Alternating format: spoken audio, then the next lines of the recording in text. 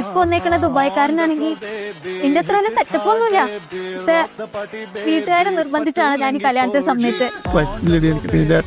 നിനക്ക് എന്നെ പോലെ നല്ലൊരു പെൺകുട്ടിനെ കിട്ടും. നീ ആര് പ്രേമിച്ചാലും ആ കൊച്ചിനെ എന്നെ പരിചയപ്പെട്ടു തന്നെ.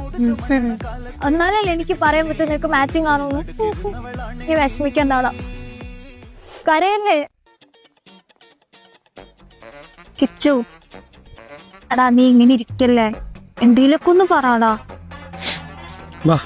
ഞാൻ നിന്റെ വീട്ടിലോട്ട് വരാം. അച്ഛനമ്മോട് ഞാൻ സംസാരിക്കാം. എടാ നീ എന്റെ അവസ്ഥയും കൂടെ ഒന്ന് മനസ്സിലാക്ക്. അച്ഛനമ്മ ഇതൊന്നും സമ്മതിക്കൂല.